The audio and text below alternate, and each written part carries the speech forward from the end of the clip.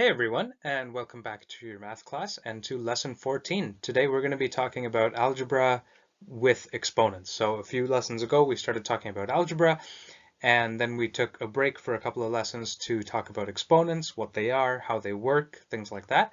And in this lesson we're going to try and put those two things together. So I'm going to go through a couple of examples with you. I'm going to give you a few practice problems, and then we're going to do a word problem. So first things first, we're going to take a couple of minutes to review the exponent rules. After that, we will get into some simple algebra problems with exponents. So first I'm going to do a couple of examples with you so you can kind of see what's going on. And then you will get the opportunity to do 3 practice questions. So I believe I've got 2 examples and 3 practice questions for you. Then there's going to be 1 word problem, and as I said a couple of lessons ago, I've started including a Spanish translation for the text in the word problem, so hopefully that'll be helpful to some of you. And then, time permitting, we might get into problems with 2 variables, how to solve algebra problems with 2 variables, but I'm thinking we might leave that for the next class. And if we finish early, I'm going to give you time to kind of study what we've looked at in the last few classes, because coming up soon-ish we will have a test. So I'm recording this lesson a few days early, so I might get my dates mixed up, but I believe you guys will be watching this video on the 12th of March, and I've currently got it penciled into my calendar to give you a test on the 21st, so in 9 days. So I think that's all right. So you can start studying a little bit early if we finish early with this lesson. So let's review the exponent rules that we talked about last time. I've literally just copied the information over from that slide into this one.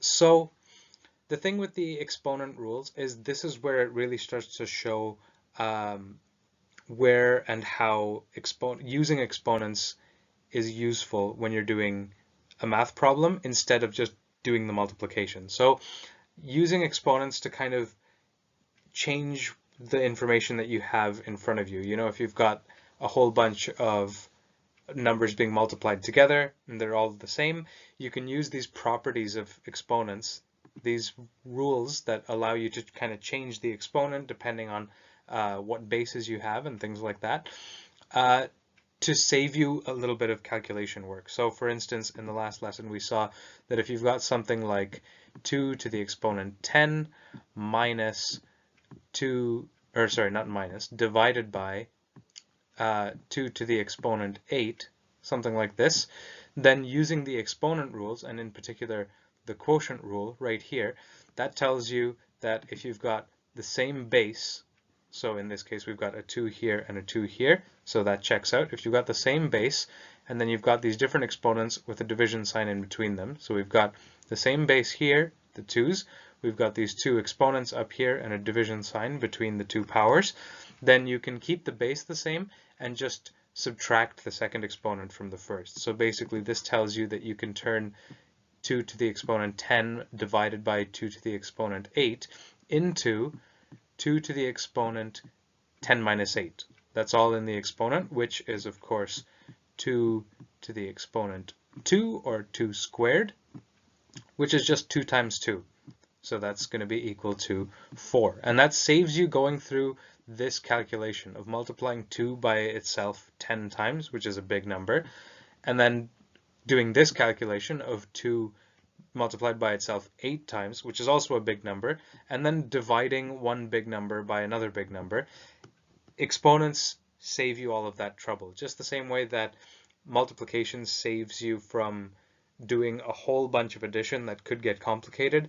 Multiplication offers you an easier way to handle those big numbers, right? If multiplication says 4 times 678, or 678 times 4, you can do that in long multiplication pretty easily, right? It's not too hard to do 678 times 4 in long multiplication. But if you had to add 678 to itself 4 times, that might actually take you a little bit longer. Even though it's addition, and addition tends to be easier than multiplication, it'll take you a little bit longer to go through that. And of course, the flip side of that is you're adding 4 to itself 678 times, which will definitely take you longer, right? So multiplication gives you a faster way to solve problems by making use of some tricks. So exponents are kind of like that as well. So from time to time, you'll find that using exponents will be more useful than churning through long multiplication problems. So here are the 6 rules that we talked about last time. So the first one is the product rule, which says that if you've got the exact same bases and a multiplication sign between the two powers, then you can just add the two exponents together.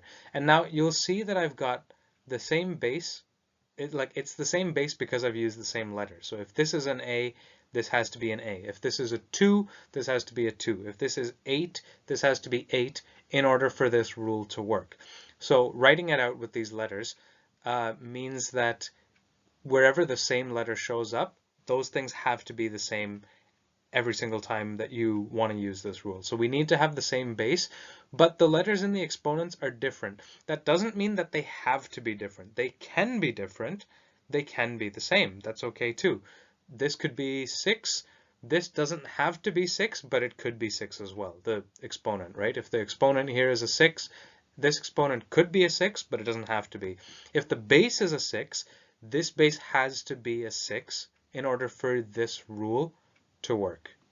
Okay, so I hope that makes sense. And it's exactly the same for the quotient rule. The only thing that changes is that the multiplication sign becomes a division sign, and the plus sign there becomes a minus sign in the exponents. So the base conditions are the same, that you have to have the same base. You don't have to have the same exponent. It doesn't matter. One could be bigger than the other one could be bigger than the first one. Doesn't matter. None of that is important for like whether or not you can use the rule.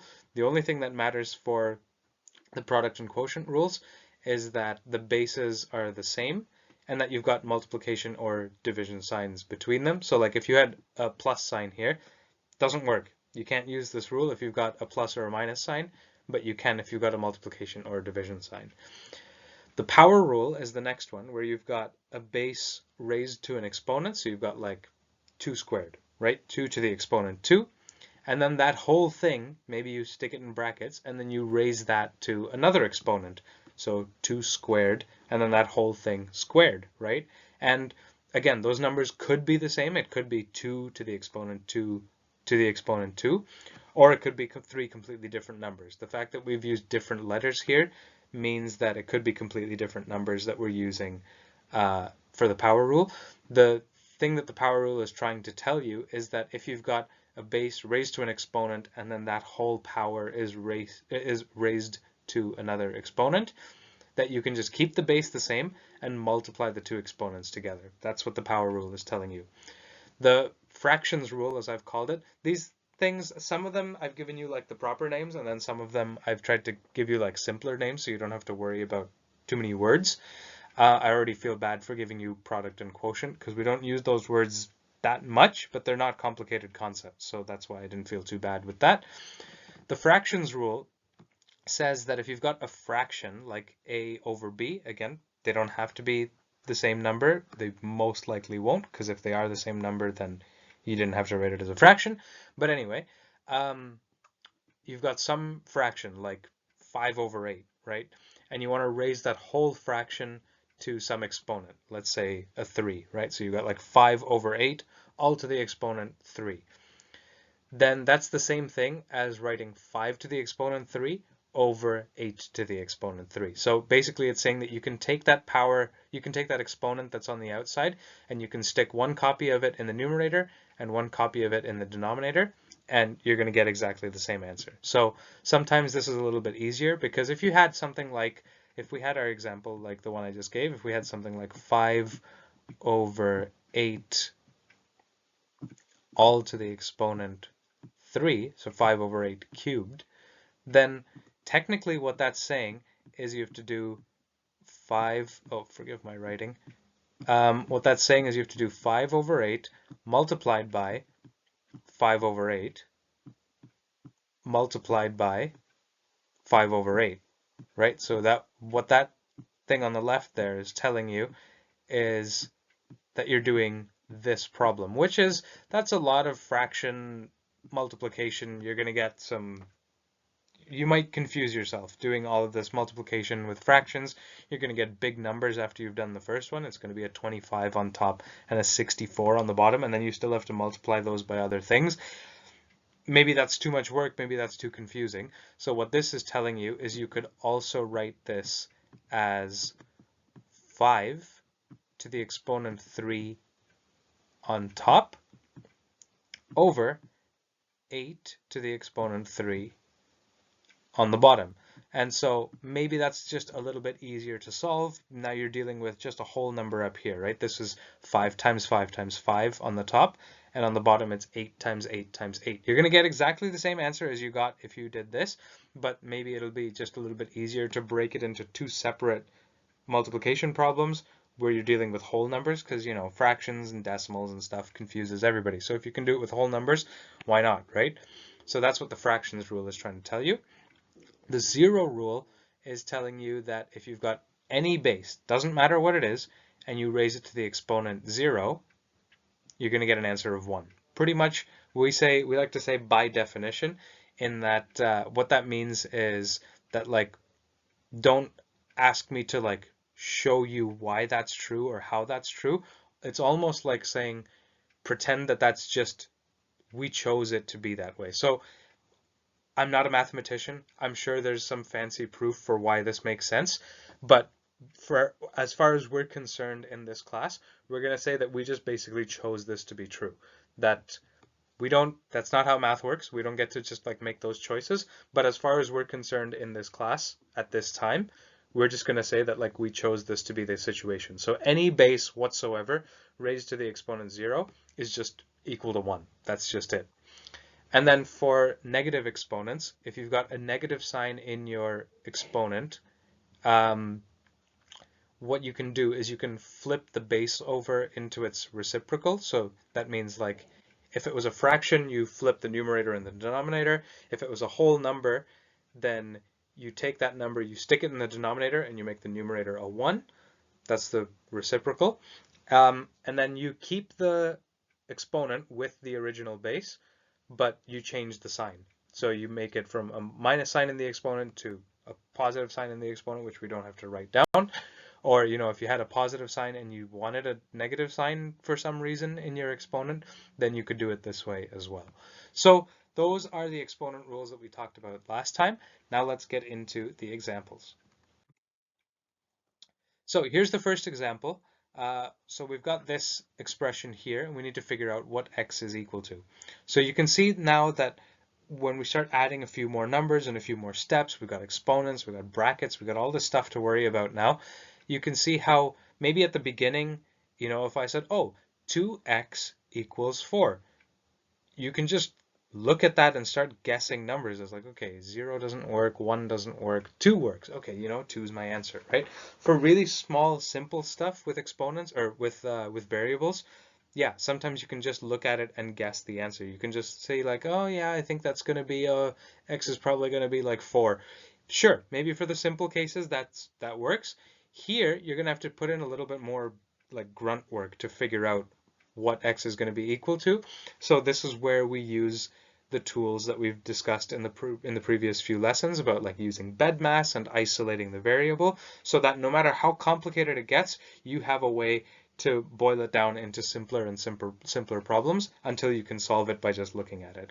So what we're going to do here is the first thing we're going to do is we're going to take this massive thing in brackets with the exponent and the minus sign, and we're going to chuck it on the other side of the equal sign. So you could think of that as adding 19 minus 5, the whole thing squared, or you can think of it the second way that I shared a few lessons ago, which is to take this 19 minus 5 all squared and just throw it on the other side of the equal sign and change the minus sign to a plus sign. So what we would get then is something like this. Either method that you choose to do will get you here.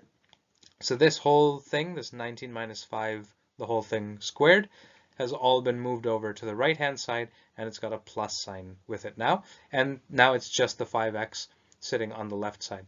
Now, if we were to divide by 5 right now, because we're like, oh, you know, it's x is only stuck to the 5 through multiplication.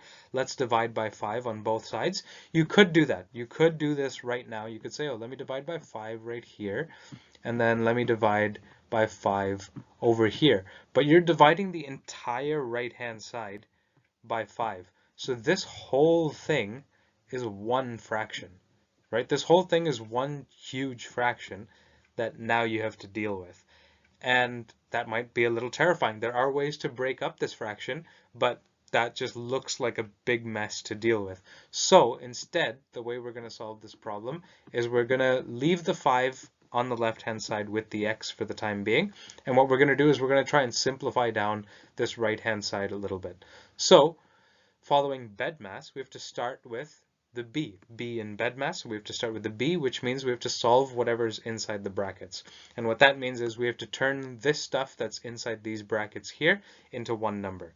So 19 minus 5, that's 14. So that's what we get here. We've turned that 19 minus 5 into a 14, and now it's going to be 14 squared, right? Because originally it was 19 minus 5. Once you figure out what that is, you're going to square that. You're going to raise it to the exponent 2. So this is 14 squared, or 14 to the exponent 2, right? So our next step in BEDMAS, so we've dealt with the b.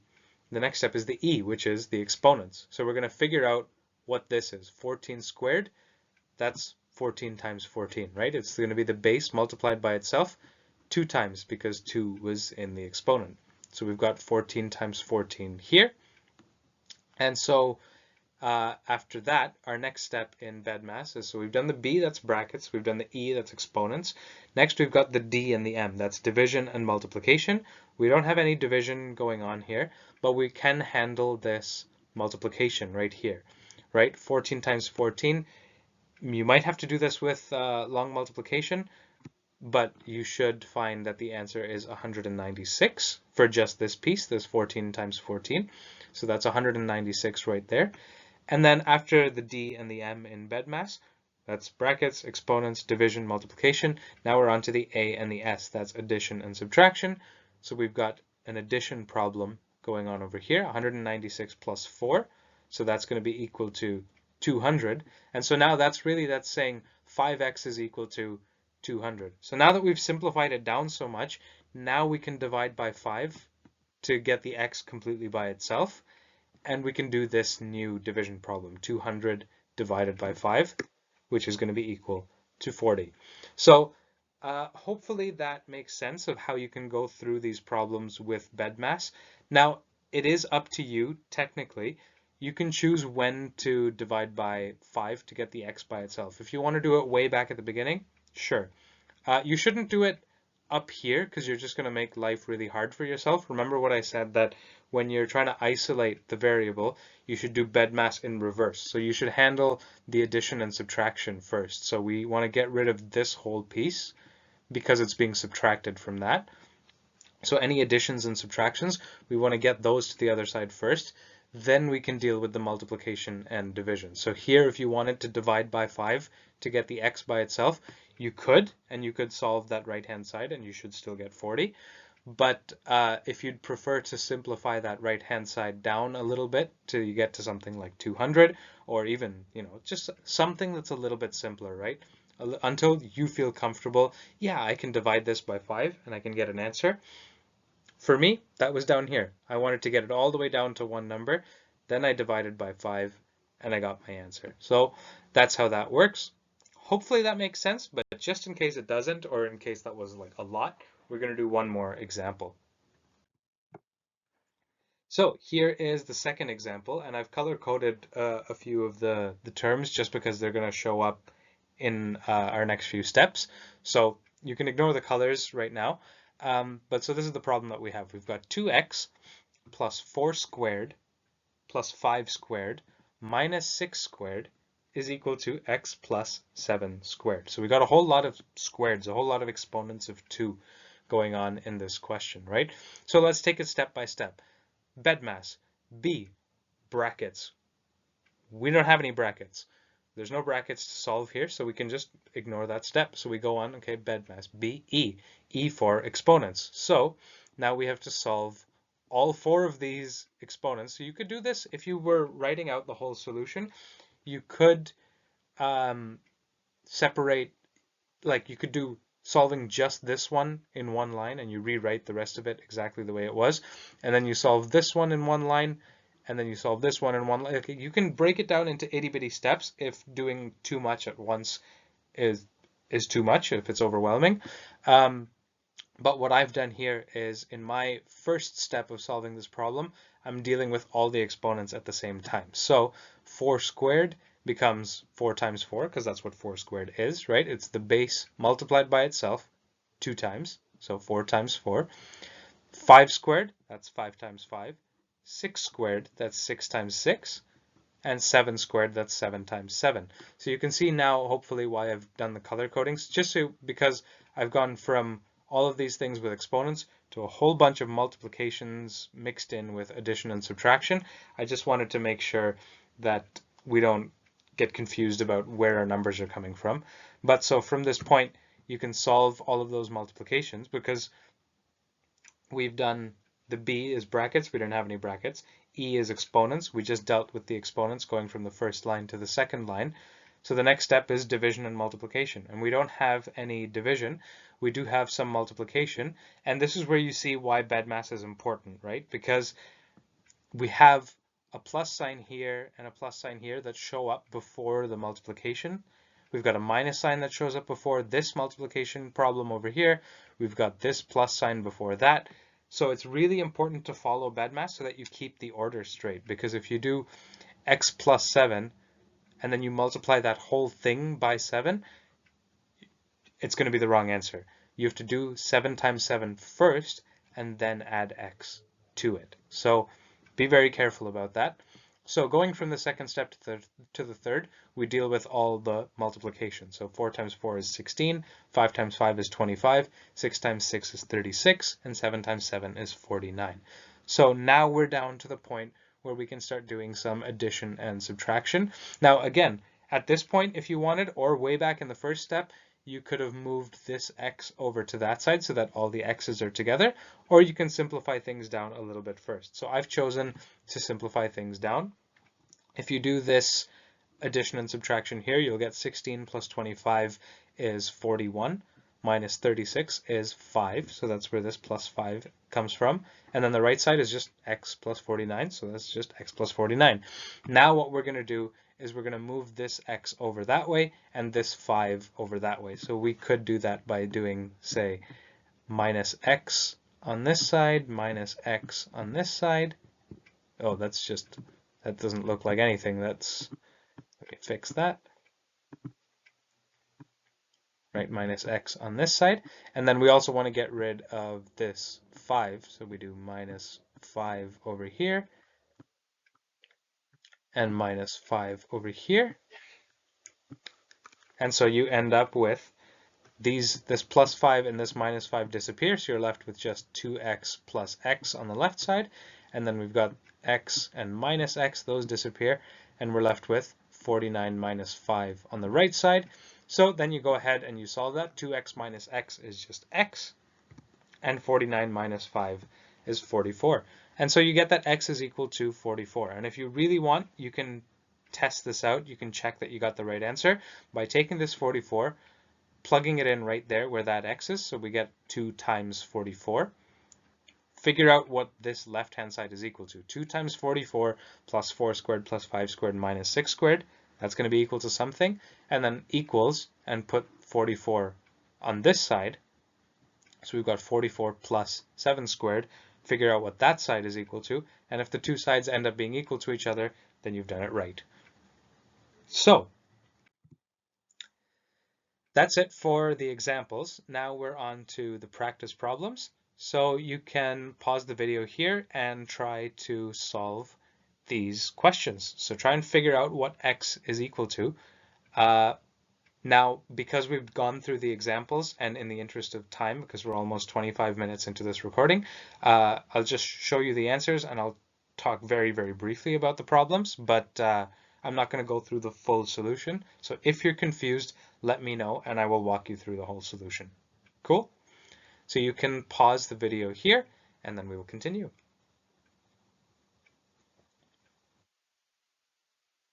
All right, so now let's jump into solving these problems. So the first one, you should get that x is equal to 75.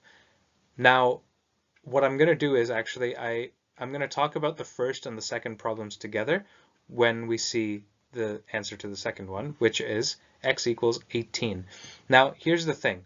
When you're solving these first two problems, in the first question, we've got this going on. We've got 3 times 4 inside brackets, right? 3 times 4 is inside the brackets, and then that's squared. In the second one, there are no brackets, right? It's just 7 times 3 squared. Here's the difference. In the first case, this 3 times 4 squared, the first thing you have to solve is the brackets. So you get 3 times 4 is 12, and then you'll square that 12, which is 12 times 12, which is 144. And then from there, it's actually pretty easy to solve the rest of the problem. But in this one, we don't have any brackets. So following BEDMAS, if we don't have any brackets, we have to deal with this exponent before we deal with the multiplication. So it ends up being 7 times, and then 3 squared is 3 times 3 is 9. So we end up with 7 times 9, which is going to be equal to 63. Whereas if you'd pretended that there were brackets here, if you pretended this looked like that, then your first step would be 7 times 3, which is 21, and then you would square that, which is 21 times 21 is a big number. It's not 63. So this way of doing this would be wrong. So that's why it's important to be careful about when you have brackets versus when you don't, and how that might change how you have to solve the problem. So hopefully you got these two answers, x equals 75 and x equals 18. And in the last one, you should have found that x equals 1 over 15, because this stuff over here is terrifying in the brackets. 14 squared, that's 14 times 14, big numbers. 13 squared, 13 times 13, big numbers, big subtraction, complicated stuff. But if that's all raised to the exponent 0, that's equal to 1. So what we really have here is 1 equals 15x. And so then you can just divide both sides by 15, and you'll get that x is equal to 1 over 15. And so that's how that works. Sorry about the weird x there. It's just drawing with the computer mouse is hard sometimes. But yeah, so that's it for the practice problems. Now let's jump into the word problem. Now I am aware that with the kind of time that it might have taken to work through the practice questions, we might be at the end of class. So if we have to start next class with this, that's okay. But yeah, so here is the word problem. If anybody's interested in trying it for homework, if we don't finish it in class, go ahead and see if you get the same answers that I do. So here's the problem. Eduardo is interested in studying bacteria. He starts growing some bacteria in a petri dish for a school project, and after doing some research, he finds that the bacteria population is supposed to double every 2 days. So the bacteria population is supposed to be multiplied by 2 every 2 days. If you started out with 100 bacteria, how many will there be after 8 days, and how many will there be after 20 days? And of course, if you are one of the local Dominicans and you speak Spanish and the English question made no sense, here it is in Spanish. So you guys can take a few minutes to try and solve this problem, and then we will go through the solution.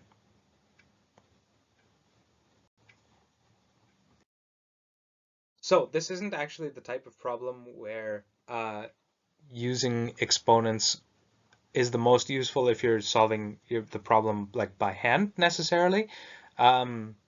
But I mean, it would be quicker to punch into a calculator using the exponents. But anyway, so if the bacteria population doubles every 2 days, then after 8 days, that means it's had time to double 4 times, right? 2 days, then 4 days, then 6 days, then 8 days. So it'll have doubled 4 times in 8 days. So we started out with 100 bacteria. So you multiply that by 2, that's for the first 2 days.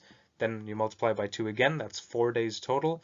Multiplied by 2 again, that's 6 days total. Multiplied by 2 again, that's 8 days total. So how many bacteria do we have? That's going to be 100 times 2 to the exponent 4, which that's not particularly a more helpful way of writing it in this particular case, because that's not that long to write. But I'm just showing you the connection between where exponents show up in this type of a problem, where you've got something that's like doubling every 2 days, right? So 100 times 2 is 200, times 2 is 400, times 2 is 800, times 2 is 1600. So we get that the population after 8 days is 1,600 bacteria. Now, after 20 days, the bacteria population has had time to double 10 times, right? Every 2 days it doubles once, and then 2 days later it doubles again, 2 days later it doubles again. So after 20 days, it's doubled 10 times. Now here you can maybe see where the notation, the way of writing exponents, is a little bit useful. Up here we saw that when the bacteria had time to double 4 times, we could say, okay, well, it's just the bacteria population that we started with times 2 to the exponent 4, because it's doubled, that's the times 2, 4 times 2 to the exponent 4. But in this case down here, that's a lot of doublings. The population of the bacteria has doubled 10 times. So you could write this as 100 times 2 times 2 times 2 times 2 times 2, 10 times, or you could say 100 times 2 to the exponent 10. And then, of course, you can go through the math just pencil and paper. You absolutely can. And actually memorizing some of the powers of 2 will be just very helpful in your life. It's just good to know 2 squared, 2 cubed, 2 to the power 4, 2 to the power 5, 2 to the power 6, and so on. Up to 10, usually a handy thing to know, especially if you're going to be doing some work with math. But yeah, so oh, I don't know why that says bacterial. That should say bacteria. So that's a little typo there. But yeah, so what we find is that if the population has doubled 10 times, then the new population after 20 days is going to be 100, that's the original population, times 2 to the exponent 10. Now 2 to the exponent 10, just this piece right here, is equal to 1,024. So if any of you ever played that game that was super popular a few years ago called 2048, you would be familiar with these powers of 2, because you swipe left and right and up and down, and 2 turns into 4, 4s turn into 8, 8s turn into 16, and so on. And you would hit 1,024 right before you merge 2 of those together to get 2048. So anyway, yeah, so 2 to the exponent 10 is 1,024, and then you multiply that by 100. So that's where we get these 2 extra zeros on the end here, and that's your answer. So we would get that after 20 days, the bacteria population is 102,400. So you can see that doubling these numbers and like using these exponents gives you some really big answers, because we started out with 100 bacteria, which you probably can't even see in a petri dish. 102,000, you probably could. I don't know. I'm not a biologist, but yeah, so that's our word problem. Hopefully that made sense, and hopefully you guys got the right answer. And that's pretty much it for the math. I'm just going to talk for a moment about what's coming up next, and that'll be it. So a little look ahead in the next lesson. So again, I'm recording this quite a few days in advance, so I hope I'm not getting my dates mixed up. But per my understanding, you should be watching this video on March 12th.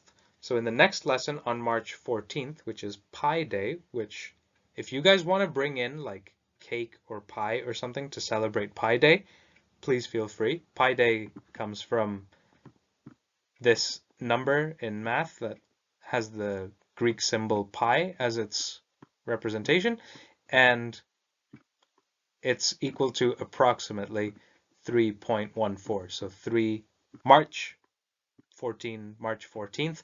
So if you want, you can bring in some cake or pie or cupcakes or something, and if you want to have a little bit of a celebration in your math class on Thursday, you can do that. We had a Pi Day celebration that was school-wide the last time I was there. So think about it.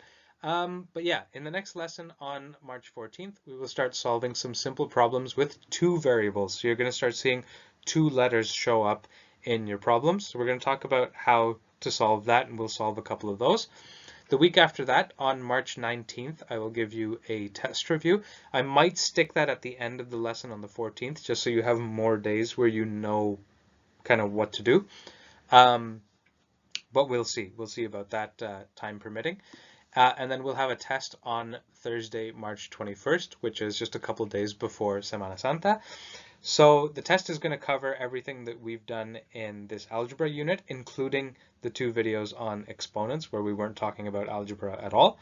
And then depending on how you guys do on the test, we might go back to some algebra topics if it looks like they might be a little bit iffy from the test. So after you guys come back from Semana Santa, then we will either jump into a new unit, which I will decide pretty soon which unit I'd like to do next, or we will do a quick review of some algebra concepts first, and then we'll get into the new stuff. So that's it. Thank you guys for paying attention and for, being independent with this class. As always, let me know if you have any questions. I'm absolutely here to help. Your other teachers are here to help. This math is scary to look at the first time, but it's not my goal to scare you. If I ever show you something that's super scary math, that's never something I'm going to test you on. The math that we're doing here is something that I want to help you understand, and I want to make it easy for you to solve problems using this math because it might come in handy someday. So yeah, that's it for today's video. Let me know if you have any questions, and if not, I will see you all in the next video. Have a good one.